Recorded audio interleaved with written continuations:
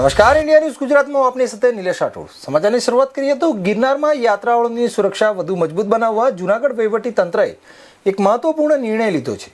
18 જુલાઈથી ગિરનાર પર નવી સીડી, જૂની સીડી અને રોપવે સહિત તમામ માર્ગે જતા યાત્રાળુઓ માટે ઓનલાઈન ઇન આઉટ રજીસ્ટ્રેશન ફરજિયાત બનાવવામાં આવ્યું છે।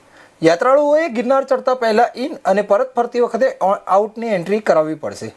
સ્થળ પર QR કોડ સ્કેન કરીને સરળતાથી રજીસ્ટ્રેશન કરી શકાશે।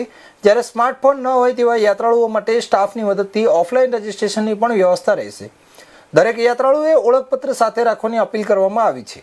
ગિરનાર પર બાળક પર સિંહના હુમલાની ઘટના બાદ યાત્રાળુઓની સલામતી અને આપત્તિના સમયે ઝડપી પ્રતિસાદ માટે જૂનાગઢ વહીવટીતંત્ર, વન વિભાગ અને પોલીસ દ્વારા નવી વ્યવસ્થા અમલમાં મૂકવામાં આવી છે।